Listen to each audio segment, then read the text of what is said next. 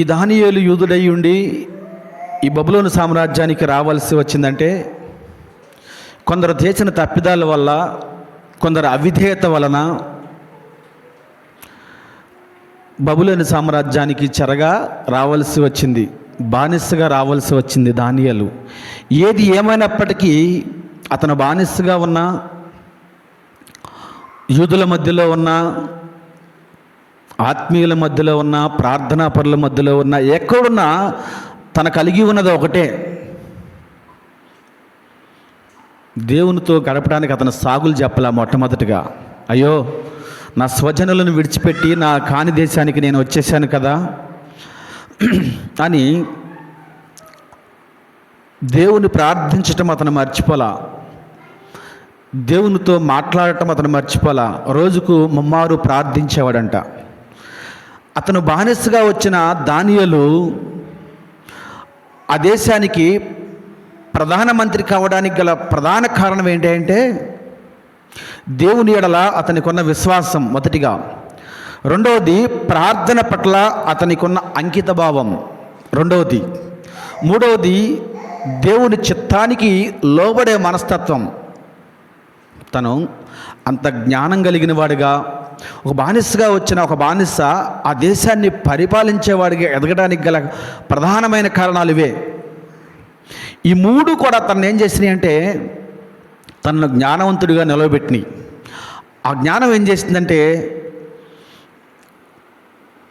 కళల యొక్క భావాన్ని, దర్శనాల యొక్క అర్థాన్ని బయలుపరిచేవి. అట్టి జ్ఞానం సంపాదించుకున్నాడు. అది మానవుల చేత సాధ్యపడే విషయం కాదు, కానీ దేవునితో సహవాసం చేయటం వల్ల, దేవునితో ప్రార్థించటం వల్ల, దేవునికి విధేయత కలగటం వల్ల అతనికి దేవుడు అనుగ్రహించిన వరాలవి. మందిరాల్లో కూడా మనకి కొందరికి ప్రవచనాత్మ వరాలు ఉంటాయి, కొందరికి ప్రార్థనాత్మ వరాలు ఉంటాయి, రకరకాలుగా. కొందరికి పాటలు పాడే వరం ఉంటుంది, కొందరికి డ్రమ్ములు వాయించే వరం ఉంటుంది. ఇదంతా దేవుడు మనకు అనుగ్రహించింది. కాకపోతే మన జ్ఞానంతో మనం చేసుకుంటే ఏది కాదు. నేను జ్ఞానవంతుడిని కదా, నా వల్ల అవుతుంది కదా అనుకుంటే అది మన అమాయకత్వం. ఏది ఏమైనప్పటికీ మన జ్ఞానం మీద కాకుండా దేవుని మీద ఆధారపడినప్పుడు, దానియేలు సంపూర్ణంగా దేవుని మీద ఆధారపడిన వ్యక్తి. ఎందుకు నీ మాట చెప్తానంటే, మరి అలాంటి వాడు యూదా దేశము నుంచి ఎందుకు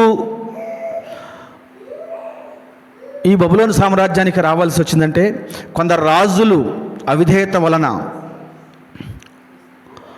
యెహోయాకీము రాజు అనే రాజు యూదా దేశానికి 18వ రాజు, అతను చేసిన తప్పిదం వల్ల, అతను అవిధేయతగా ప్రవర్తించటం వల్ల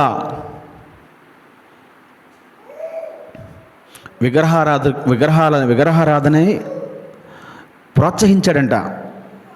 అతను చేసిన తప్పిదం వల్ల, అతను చేసిన పాపం వల్ల ఆ దేశము బబులోను సామ్రాజ్యానికి చెరగొనిపోయింది. ఆ అతను కూడా చెరగొని తీసుకొచ్చారు.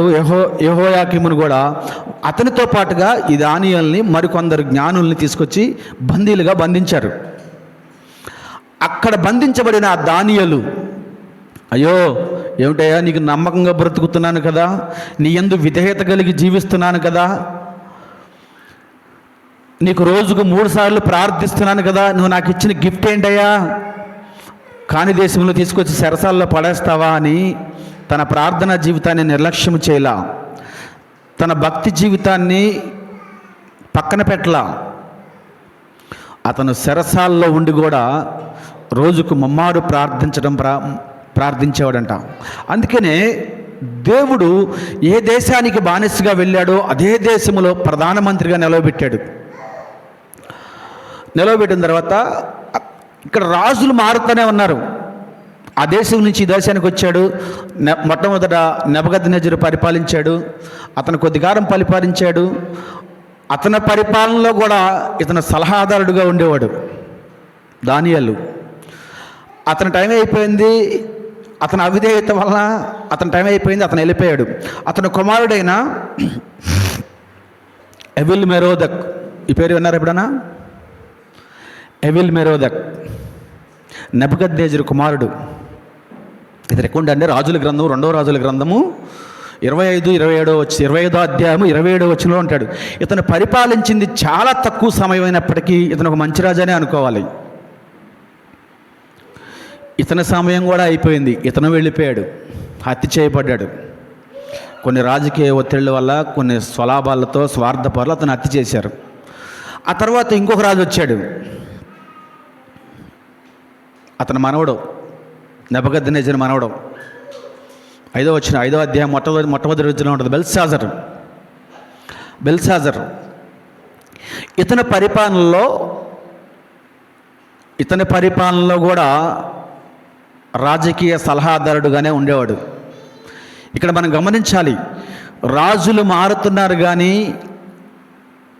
రాజులు మారుతున్న కొద్దీ కూడా దానియేలు మాత్రం పోస్ట్ పెరుగుతూనే ఉంది. దినదినాభివృద్ధి చెందుతూనే ఉన్నాడు. చిన్న పోస్ట్ నుంచి పెద్ద పోస్ట్కి, పెద్ద పోస్ట్ నుంచి పెద్ద పోస్ట్కి. ఎందుకు? ఇప్పుడు సహజంగా సలహాదారులు ఎవరు పెట్టుకుంటారంటే, రాజు మారిపోగానే సలహాదారులు కూడా మార్చేసుకుంటారు. తనకు అనుకూలమైన వాళ్ళని, తనకి ఇష్టమైన వాళ్ళని పెట్టుకుంటూ ఉంటారు. కానీ ఇతను కలిగి ఉన్న యథార్థతను బట్టి, ఇతను కలిగి ఉన్న నీతిని బట్టి, ఇతను కలిగి ఉన్న ప్రార్థనా జీవితాన్ని బట్టి ఎంతమంది రాజులు మారినా కానీ ఇతని పోస్ట్ మాత్రం పెరుగుతానే ఉందంట. రాజులు మారుతున్నారు, ఇంకో మెట్టు ఎక్కుతున్నాడు. రాజు మారగానే ఇంకో మెట్టు ఎక్కుతున్నాడు. కానీ వారందరూ అవిధేయతతో జీవించిన వారే. ఇప్పుడు ఈ రాజ్యంలో పరిపాలిస్తున్నారంట. ఆయన అయిపోయాడు. బెల్షాజర్ కూడా అయిపోయాడు. ఇప్పుడు పరిపాలిస్తుంది ఎవరంటే దర్యావేషు. మాదీయ పారసిక రాజ్యానికి పరిపాలిస్తున్న దర్యావేషు బబులోను రాజ్యాన్ని ముట్టడి వేసి వాళ్ళని సంహరించి ఆ రాజ్యాన్ని పరిపాలిస్తూ ఉన్నాడు. దర్యావేషు అనే రాజు పరిపాలిస్తూ ఉన్నాడు. ఆ రాజు దగ్గర ఈ దానియేలు ప్రధానమంత్రిగా పనిచేస్తూ ఉన్నాడు. ఆ రాజు 120 మందిని తన రాజ్యంలో పరిపాలన చేయడానికి 120 మందిని అధిపతులను నియమించుకుంటే వారి మీద ఒక ముగ్గురు నియమించాడంట. ఆ ముగ్గురులో ప్రధానమైన వాడు ఎవరంటే దానియేలు. ఎందుకు నేను ఏమని చెప్తున్నానంటే, అంటే దేవునికి విధేయత కలిగి జీవించటం వల్ల తన జీవితం అంచెలంచెలుగా ఎలా ఎదుగుతూ వచ్చింది అనడానికి దానియేలు ఒక ప్రధానమైన కారణం. ఒక బానిసగా వచ్చిన ఒక బానిస ఎప్పుడైతే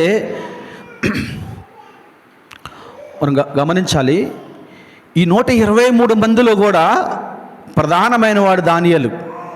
వాళ్ళకి అనిపిస్తుంది అంటారా, ఈడేంటండి ఈవిడు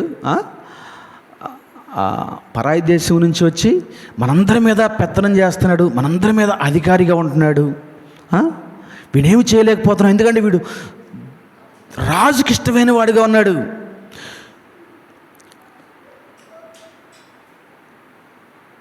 వీళ్ళు అనుకుంటున్నారు, ఈ 122 మంది అనుకున్నది ఏంటంటే రాజుకి ఇష్టమైన వాడిగా ఉన్నాడు అనుకుంటున్నారు. కానీ ఈయనకు ఒక రాజు ఉన్నాడు, ఆయనకి ఇష్టమైన వాడిగా ఉన్నాడు. ఈయన ఈ స్థితిలో ఉండడానికి గల కారణం ఏంటంటే తిరిగి ఒక రాజు ఉన్నాడు దానియేలుకి, ఆయనకి ఇష్టమైన వాడిగా ఉండటం వల్లనే ఈ స్థితిలో ఉన్నాడని దానియేలు అనుకుంటున్నాడు. ఈ 120 మంది అనుకుంటారు ఇతను రాజుకి ఇష్టమైన వాడిగా ఉండటం వల్లే ఇతను ఈ స్థితిలో ఉన్నాడు. అసలు వీడు ఎవడండి వీడు? ఏదో దేశానికి బానిసగా వచ్చి పరాయి దేశం నుంచి వచ్చి మన మీద పరిపాలన చేస్తున్నాడు, మన మీద పెత్తనం చేస్తున్నాడు. ఏం చేయాలి వీడిని? ఇక్కడ ప్రాముఖ్యమైన విషయం, ఒకే ఒక విషయాన్ని నేను ముగిస్తాను. అతని గురించి ఏ చాడీలు చెప్దామన్నా, ఎలాంటి కంప్లైంటు అతను చేస్తున్న ఉద్యోగం మీద కావచ్చు, అతను చేస్తున్న పని మీద కావచ్చు, ఏదో ఒక కంప్లైంట్ చేసి అతనిని తీసుకువెళ్ళి మళ్ళీ సరసాల్లో పంపించేద్దాం, తనకున్న అధికారం నుంచి తొలగిద్దామని ఈ 122 మంది ప్రయత్నించినా కూడా తనలో ఏ తప్పు దొరకలేదంట. హల్లెలూయా, హల్లెలూయా. ఈ సాక్ష్యం ఎక్కడ పొందుకున్నాడంటే అన్య దేశములో అన్యుల మధ్య దేవుని బిడ్డ అయిన దానియేలు, దేవుని దాసుడైన దానియేలు పొందుకున్న సాక్ష్యం. వాళ్ళు చెప్తున్నారు, వాళ్ళని అడుగుతారు, చూసవుతారన్నమాట కింద మనం చదివిన మాటలో. అందుకే ఆ మనుషుల దేవుని చదువునా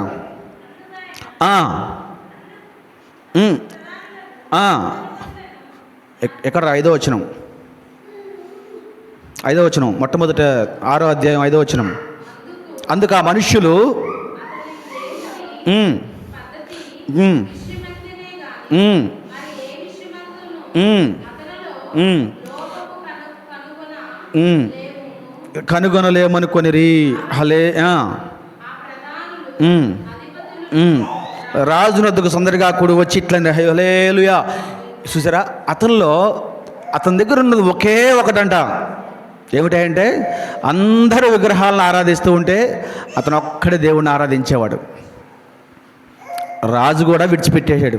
తప్పే ఉంది, మన దేవుణ్ణి మనం ఆరాధించుకుంటున్నాం, అతని దేవుణ్ణి అతను ఆరాధించుకుంటున్నాడని రాజు కూడా విడిచిపెట్టేశాడు. ఎవరు? దానియేలుని. కానీ ఈ 120 మందికి ఇబ్బందిగా ఉందంట. ఇతన్ని మమ్మల్ని పరిపాలించటం, ఇతను మా మీద పెత్తనం చేయటం, మాకంటే కూడా ఇతను రాజుకి ఇష్టడుగా బ్రతకటం వాళ్ళు తట్టుకోలేకపోతున్నారు. ఏ విధంగా ఈయన ఎక్కడ దొరుకుతాడా, ఏ విధంగా కంప్లైంట్ చేద్దామా, తిని పూర్వస్థితిని మళ్ళీ తీసుకెళ్ళి తిని జైల్లో వేసేద్దామా అని ఎదురు చూస్తూ ఉన్నారు. కానీ అతని పట్ల ఏ తప్పిదము దొరకలేదు. హల్లెలూయా. ఈ మాట చాలా ప్రాముఖ్యమైనది. ఏ తప్పిదము దొరకలేదు. క్రైస్తవ జీవితాల్లో మనం కూడా జీవిస్తూ ఉన్నాం. మన భక్తి, మన ప్రార్థన జీవితం ఈ 4 గోడల మధ్య ఉంటే, దానియేలు ఎక్కడ ప్రార్థించేవాడు? రాజనగర్లోకి వచ్చి ప్రార్థించేవాడు కాదు, జనాల మధ్య ప్రార్థించేవాడు కాదు. తన ప్రార్థన తన 4 గోడల మధ్య ఉండేది. ఆ ప్రార్థన జీవితం యొక్క ప్రతిఫలం ఎక్కడుండేది? సమాజంలో కనపడేది. దానియేలు అంతగా ఎదగడానికి ప్రాముఖ్యమైన కారణం ఏంటంటే తనలో ఏ తప్పు దొరకపోవడానికి గల కారణం. ఈ సాక్ష్యాన్ని పొందుకోవాలి అన్యుల మధ్యలో మనం. ఇది ప్రాముఖ్యమైనది. ఎందుకంటే మనం బైబిల్ తెరిచి నేను క్రైస్తవుడిని, నేను వాక్యం చెప్తాను, మనిషిని సరిచేస్తాను, తాగుమూతులను మారుస్తాను, మంచిదే, చాలా మంచిది. దీనికంటే కూడా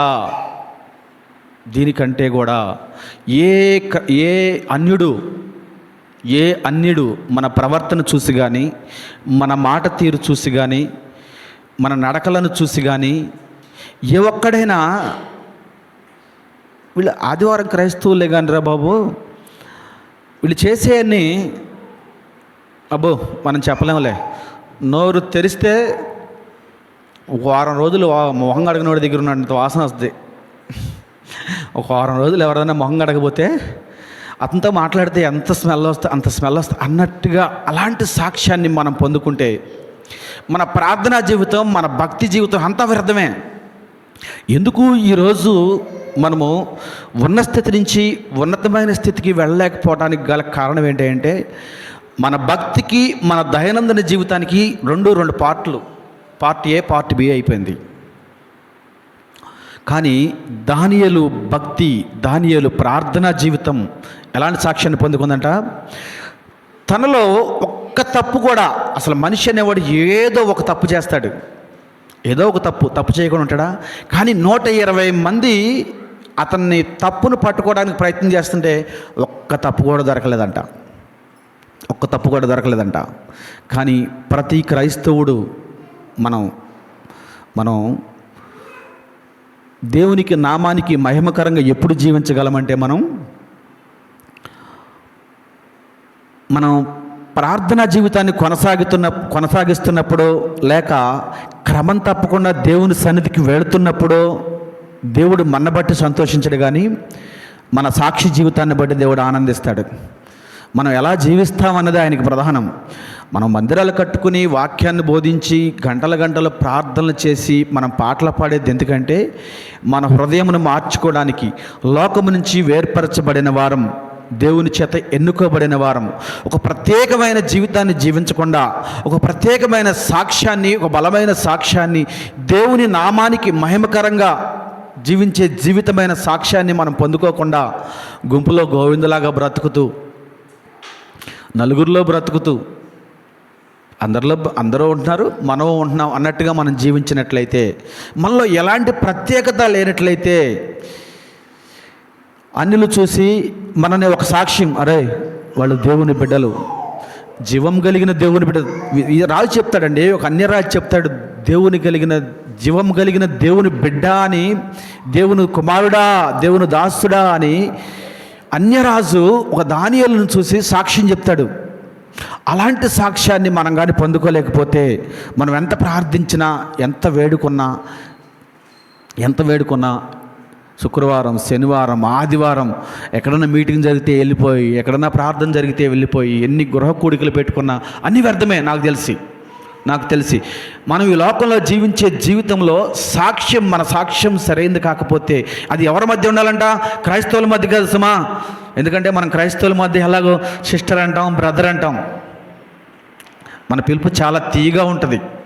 అందరినీ సిస్టర్ అనే పిలుస్తాం, అందరే బ్రదర్ అనే పిలుస్తాం. కానీ అన్యుల మధ్యలో మనం ఒక ప్రత్యేకించబడిన వారిగా మనం జీవించకపోతే, దేవుని చేత ఎన్నుకోబడ్డ వారిగా మనం జీవించకపోతే, వాళ్ళ మధ్య నిజదేవుని ఆరాధించే నిజమైన దేవుని బిడ్డలరా వీరనే సాక్ష్యాన్ని మనం పొందుకోలేకపోతే మనం ఎక్కడ వేసిన గొంగడ అక్కడే ఉంటాం. నిజానికి దానియేలు బానిసగా వచ్చిన దానియేలు ఆ దేశానికి ప్రధానమంత్రి అయ్యాడండి. దానికి గల కారణం ఏంటి అంటే అతనిలో ఏ తప్పిదము దొరకలేదు. చిన్న మచ్చ కూడా అతని జీవితంలో లేని వ్యక్తిగా, దేవునికి విధేయత కలిగి, తన ప్రార్థనా జీవితం పట్ల అంకిత భావము కలిగి, నమ్మకంగా విశ్వాసంలో కొనసాగేవాడంట దేవుని పట్ల. అతను అంతలా ఎదగడానికి ప్రధానమైన కారణం. అసలు ఇంకొంచెం ముందుకెళ్దాం. ఇలా జీవించడం వల్ల కూడా తనకు కొన్ని సమస్యలు వస్తాయి. మనం అనుకుంటూ ఉంటాం దేవునికి దూరం అవడం వల్లే మనకు సమస్యలు వస్తాయి, దేవునికి అవిధేయతగా జీవించడం వల్లే మనకు కొన్ని సమస్యలు వస్తాయి, లెక్కలేని తరంగా జీవించడం వల్ల మనకు సమస్యలు వస్తాయి అన్నాం. అయినా కూడా అతనికి కూడా కొన్ని సమస్యలు వచ్చినాయి. భక్తి పరులకు కూడా కొన్ని సమస్యలు వస్తాయి. చాలామంది మనం అనుకుంటూ ఉంటాం, ఎవరైనా సమస్యలు పడితే అవునండి వాళ్ళు ఉంటారు కానీ సరైన భక్తిని కనపరచరండి, దేవుని సన్నిధికి సమయానికి వెళ్ళరు, డొమ్మాలు కొడతా ఉంటారు అని మనం వాళ్ళ మీద కొన్ని నిందలు వేస్తూ ఉంటాం. అది చాలా పొరపాటు. క్రైస్తవ జీవితంలో సమస్యలు అనేవి చాలా సర్వసాధారణమైనవి. ఏది ఏమైనప్పటికీ విశ్వాసములో మనం కొనసాగుతున్నప్పుడు కొన్ని సమస్యలు కూడా వస్తాయి. దానియేలుకు రాలేదంటారా? ఏమిటి ఆ సమస్య వచ్చింది? ఏమిటంటే ఇతను ఏ తప్పిదము లేదు కాబట్టి ఇతనికి ఉన్న ఒకే ఒకటి ఏమిటంట? రోజుకు 3 ప్రార్థన చేయటం. ఈ ప్రార్థన చేయటాన్ని ఆధారం చేసుకుని రాజు నుంచి ఇతన్ని దూరం చేయాలి, ఇతన్ని తీసుకువెళ్ళి మళ్ళీ చెరసాల్లో వేసేయాలని ఒక పన్నాగం పన్నారు. పన్నాగం పన్ని రాజు దగ్గరికి వెళ్ళి, అయ్యా రాజుగారు, నిజానికి ప్రజలను పరిపాలించేది ఒక రాజు. ప్రజలకు ఏమైనా అవసరాలు వస్తే ఎవరిని అడగాలయ్యా అనగానే రాజు ఏమంటాడు? నన్నే అడగాలి. నిన్ను కాకుండా ఎవరినైనా అడిగితే అలా అడుగుతావా? ఇప్పుడు ఏదైనా సమస్య వస్తే రాజు నేను కాబట్టి, అయ్యా మరి రోడ్లు లేవు అనగా నన్ను అడగాలి, స్ట్రీట్ లైట్లు లేవు నన్ను అడగాలి, మంచినీళ్ళు తాగడానికి నన్ను అడగాలి, ఇవన్నిటిని సమకూర్చినప్పుడే కదా నేను రాజును అవుతాను. అలా కాకుండా ఎవరన్నా అడిగితే అలా ఎలా అడుగుతామని అహం దెబ్బతింటది. రాజు నేను కదా, నన్ను కాకుండా వేరే ఎవరిని అడుగుతామని చెప్పేసి రాజు అహం దెబ్బతిని, అయ్యా ఒక పని చేద్దాం, ఒక నెల రోజులు, ఒక 30 రోజులు ఒక పని చేద్దాం అయ్యా, ఎవరికి ఏ సమస్య వచ్చినా ఎవరైనా సరే నీ దగ్గరకు వచ్చి నిన్ను అడగాలి. నిన్ను తప్ప ఏ మనుష్యుడైనా ఏ దేవుణ్ణైనా ఎవరైనా అడిగిన ఎడల అతన్ని తీసుకువెళ్ళి సింహాల బోన్లో పడేద్దాం. చూసారా ఎంత పన్నాగం పన్నారో? ఎంత ప్రమాదకరమైన పన్నాగం. మనం అనుకుంటూ ఉంటాం దేవునికి అవిధేయత కలిగి జీవించడం వల్ల సమస్యలు వస్తాయని. విధేయత కలిగి జీవించటం వల్ల కూడా కొన్ని సందర్భాల్లో సమస్యలు వస్తూ ఉంటాయి. కానీ మనం విశ్వాసంలో మనం ముందుకు కొనసాగుతూ ఉండాలనడానికి ఇదే కారణం. అనగానే రాజు ఒకే అన్నాడు, చట్టాన్ని మంజూరు చేశాడు, తాకీదులు కొట్టించాడు, ముద్ర వేసాడు, చాటింపేసేశారు ఆ దేశం అంతా. అయినప్పటికీ దానియేలు మాట చదువుతారా? ఎక్కడరా? ఆహా. 10 సెకండ్ హాఫ్, 10 సెకండ్ వచనం, సెకండ్ వర్డ్స్. యూదా ప్రకారముగా అనుదినము ముమ్మారు మోకాళ్ళుని తన ఇంటి మేడ గదిపై కిటికీలు యెరూషలేము తట్టు తెరవబడి ప్రార్థన చేయుచుండగా ఆ, ఆ, ఆ, ఆహా, ఆ. ప్రార్థించుటయు ఆయనను బతిమాలుకుంటయు చూసి రాజు సుముఖమునకు వచ్చి శాసనమును బట్టి, రాజా 30 దినముల వరకు నీకు తప్ప మరి ఏ దేవునికైనాను మానవునికైనాను ఎవడను ప్రార్థన చేయరాదు, ఎవడైనను చేసిన యెడల వాళ్ళు సింహాల గుణంలో పడవేయవలని శాసనము నువ్వు ఇయ్యలేదా? అది దానిని దానియేలు తప్పాడయ్యా. ఇతను ప్రతిరోజు వెళ్ళి యెరూషలేము వైపు తలుపులు తీసి తన సమస్యలన్నీ తీసుకువెళ్ళి తన దేవుడు చెప్పుకుంటున్నాడయ్యా. మనం అనుకున్నాం కదా, ఎవ్వరు కూడా ఏ దేవుడికి చెప్పకూడదు. నీ సమస్యలు ఏమన్నా ఉంటే ఎవరు ఏ సమస్యలు ఉన్నా వచ్చి రాజుకు చెప్పాలని చెప్పాం కదా, శాసనాన్ని నిర్మించాం కదా. మరి ఈ దానియేలు నీ శాసనాన్ని తప్పాడయ్యా, మరి ఇతన్ని ఏం చేద్దాం? నీ శాసనాన్ని తప్పాడయ్యా, ఇతన్ని ఏం చేద్దాం? ఆ మాదీయ పారసిక శాసనాల ప్రకారం ఒక్కసారి శాసనము రిలీజ్ అయిందంటే దాన్ని మార్చడం రాజు వల్ల కూడా కాదంట. ఎందుకు మార్చి చెప్తున్నానంటే, మనం ఎస్తేరు గ్రంథంలో చూస్తాం. ఎస్తేరు పరిపాలన కూడా మాదీయ పారసిక రాజ్యం పరిపాలించిన దేశమే. అది కూడా ఆ దేశంలో ఉన్న రాజు కూడా ఒక్కసారి శాసనాన్ని మాత్రం రిలీజ్ చేస్తే ఆ శాసనం మార్చడానికి రాజు చేతి కూడా కాదు, ఖచ్చితంగా ఆ శాసనాన్ని అమలు చేయవలసిందే. అలాంటి శాసనాన్ని ఆ 122 మంది కూడా శాసనాన్ని పుట్టించి రాజు చేత ముద్ర వేయించి స్టాంప్ వేయించారు. ఏది ఏమైనా ఇప్పుడు జరగవలసిన పరిస్థితి ఏంటి? దానియేలుని తీసుకెళ్ళి సింహాల బోన్లో వేసేయాలి. ఎందుకంటే ఆయన తప్పిదం చేశాడు. ఏం తప్పిదమయ్యా? తన దేవుణ్ణి తను ప్రార్థించడమే తనకున్న తప్పిదం. తన దేవుణ్ణి తను ప్రార్థించడమే తను చేసిన తప్పిదం. నేను అదే అంట, కొన్నిసార్లు మనం నీతిగా బ్రతుకుతున్నా కొన్ని సమస్యలు వస్తాయి, యథార్థంగా బ్రతుకుతున్నా కొన్ని సమస్యలు వస్తాయి, దేవునికి దూరంగా బ్రతుకుతున్నా సమస్యలు వస్తాయి. దేవునికి దూరంగా బ్రతుకుతున్నప్పుడు ఆ సమస్యల నుంచి మనం తప్పించడానికి మనకి ఎవరు ఉండకపోవచ్చు, కానీ విధేయత వలన జీవించటం వల్ల వచ్చే సమస్యలు ఉంటాయి చూసారా, ఆ సమస్యలను పరిష్కరించగలిగిన వాడు దేవుడు ఉంటాడు. ఎందుకంటే ఆయన సర్వశక్తి కలిగిన దేవుడు. ఆయనకు అసాధ్యమైనది ఈ లోకంలో ఏదీ లేదు. తీసుకెళ్ళిపోయారు. అతన్ని తీసుకెళ్ళి రాజు చాలా బాధపడ్డాడంట. ఎందుకంటే ఆ రాజుకి చాలా ఇష్టమైన వ్యక్తి దానియేలు. రాజు తనిచ్చిన శాసనాన్ని బట్టి లోబడి రాజుని తీసుకెళ్ళి సింహాల బోన్లో వేసేశారు. వేసేసినప్పటికీ కూడా ఆ రోజు ఈ బైబిల్ గ్రంథంలో ఏమి రాయబడిందంటే, ఆ రాజు ఉపవాసం ఉండాడంట. దానియేలుకి ఏమన్నా జరుగుద్దేమో, ఆ సింహాల బోన్లో చనిపోతాడేమో దానియేలుకి భయం లేదు. ఎందుకంటే అతనికి ఒక నమ్మకం ఉంది,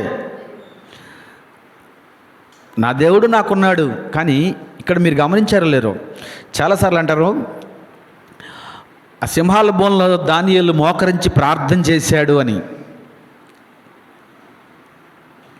దానియేలు దేవుడు ఎప్పుడూ ప్రార్థన చేసేవాడే.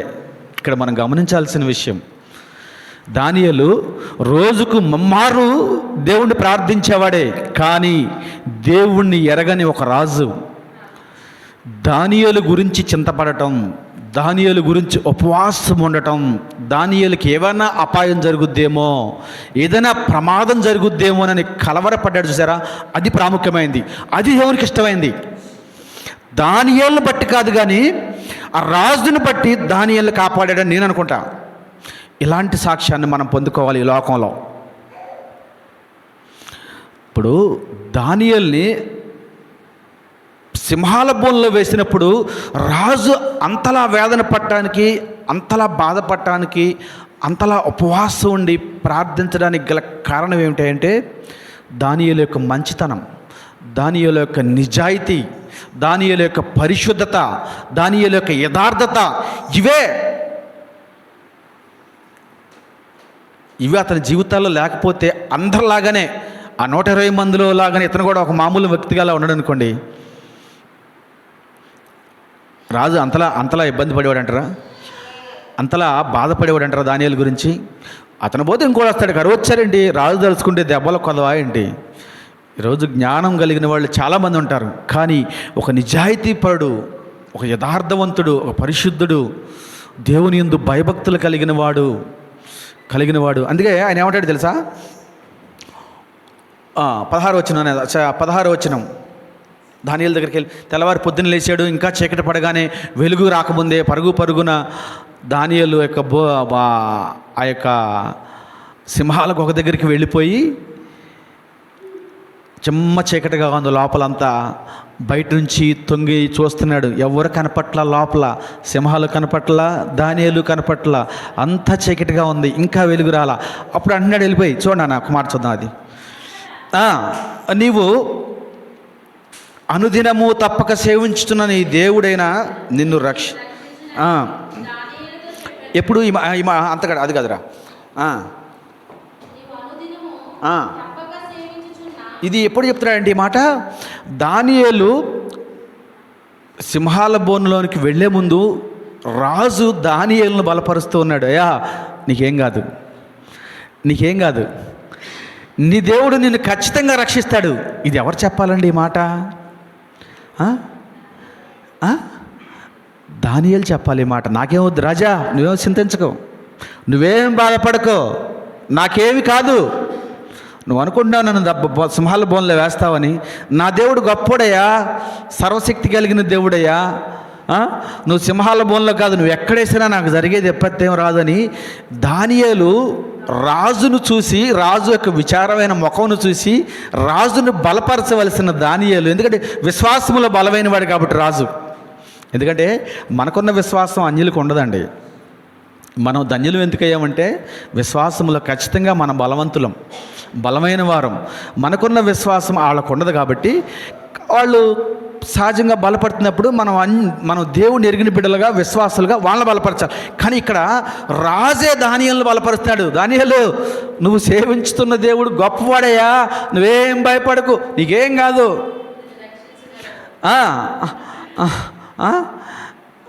అనగానే ఇక్కడ ఏమంటాడు కదా, అక్కడ బోన్లోకి వెళ్ళిన తర్వాత ఇగో 19వ వచనం, తెల్లవారుజామున రాజు వేగిరమే లేచి, చదువునా, వేగిరమే లేచి సింహాల గుహ దగ్గరకు తొడబడిపోయాను. అతడు గృహము దగ్గరకు రాగానే దుఃఖస్వరముతో దానియేలును పిలిచి, జీవము గల దేవుడైన సేవకుడైన దానియేలు, నిత్యము నువ్వు సేవించున్నా నీ దేవుడు నిన్ను రక్షింపగలిగనా అని అతన్ని అడిగను. అందుకు దానియేలు, రాజు చిరకాలము జీవించునుగాక. ఇక్కడ ఏమొస్తుంది? స్వరం మాత్రం వస్తుంది. ఇతను అనుకుంటున్నాడు, అయ్యా, ఇక్కడ రాజు అనుకుంటున్నాడు రక్షించగలిగిన సందేహం ఇతనికి. లోపలైతే విశ్వాసం అయితే ఉంది, కానీ ఇతనికి సందేశం ఏంటంటే నవలేసి మింగేసిందేమో. క్వశ్చన్ మార్క్ చూసారా? గలిగనా అని ఇలా వంగి చూస్తున్నాడు. ఎందుకంటే మనుషులు ఎవరు కనపట్ల, లోపల సింహాలు ఏమి కనిపెట్టలే, మొత్తం చీకటిగా ఉంది. ఇంకా తెల్లవారక ముందే అని రాసింది అక్కడ. అనగానే ఒక స్వరం వచ్చింది బయటికి, రాజు చిరకాలము జీవించునుగాక అనగానే, అమ్మయ్య, ఈయన గుండె లేచొచ్చిందండి. ఆయనకన్నా ముందు గుండె ఈయనకి లేచొచ్చింది. గాక అని తన దూత నంపించి సింహాలు నాలుకలు ఏ హాని చేయకుండా వాటి నోళ్లను మోయించెను. రాజు నీ దృష్టికి నేను నేరము చేసిన వాడను కాదు కదా. చూసారా ఎంత మాట అన్నాడండి. ఆ మాట ఎంత మాట చెప్తున్నాడంటే, దానియేలు నీ దృష్టికి నేను నేరం చేసిన వాళ్ళ కనిపిస్తున్నానా? ఎంత పశ్చాత్తాపంతో అడుగుతున్నాడండి. ఎందుకంటే మన భక్తి మన ప్రార్థన జీవితం, మన సాక్షి జీవితం, మన నీతి, మన యథార్థత మన ఇంటి 4 గోడల మధ్య, మందిరపు 4 గోడల మధ్య ఉంటే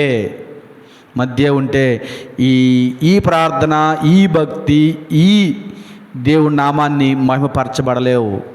ఎందుకంటే మనం దేవుని సన్నిధిలో కొనసాగేది, దేవుణ్ణి ప్రార్థించేది ఒక అన్యుణ్ణి మార్చాలి అంటే అది మన ప్రవర్తన ద్వారానే మార్చగలం.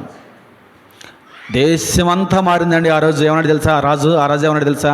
అయ్యా, దానియేలు పూజించే దేవుడు తప్ప వేరొక దేవుడు లేడనే సాక్ష్యాన్ని పొందుకోవడానికి గల కారణం ఏంటంటే దానియేలు భక్తి, దానియేలు యథార్థత, దానియేలు విశ్వాసము, దానియేలు జీవించిన నమ్మకం. ఇవే రాజును మార్చింది. రాజు ఆ దేశాన్ని మొత్తాన్ని ప్రభు వైపు తిప్పిందంట. మనం కొద్దిమందిగా ఉన్నాం, చిన్న మందిగా ఉన్నాం, పర్వాలేదు, ఏం పర్వాలేదు. మనం మన కుటుంబాన్ని మార్చాల్సిన బాధ్యత, మన ఇరుగు పొరుగు వారిని మార్చాల్సిన బాధ్యత, మన ఊరిని మార్చాల్సిన బాధ్యత మన భుజస్కంధాల ముందు. అది ఎలా మార్చగలము అంటే మన ప్రవర్తనతోనే మార్చగలం. మన ప్రవర్తనలో దానియేలు ప్రవర్తన ఇంత తప్పు కూడా కనిపించలేదంటండి. దానియేలు ప్రవర్తనలో ఇంత తప్పు కూడా కనిపించలేదు కాబట్టే దానియేలుని సింహాల బోనులో వేసినా కూడా ఏ సింహము దానియేలు ముట్టలేదంట. మన జీవితాల్లో కూడా ఏ తప్పు లేకపోతే మనం నీతిగా దేవుని చిత్తానుసారంగా బ్రతికితే మనం ఈ లోకంలో మనం ముట్టగలిగిన వాడు ఎవడు ముట్టగలడు? మనని ఏ సమస్య మన దరిదాపులు, మన కాంపౌండ్ వాళ్ళు దాటి లోపలికి రాగలదు. ఒకవేళ వచ్చినా కూడా మనల్ని విడిపించగలిగిన వాడు, నడిపించగలిగిన వాడు, ఎదిరించగలిగిన వాడు మన దేవుడు, సర్వశక్తి కలిగిన దేవుడు. అటు కృప దేవుడు మనకు అనుగ్రహించును గాక. ప్రార్థించుకుందాం.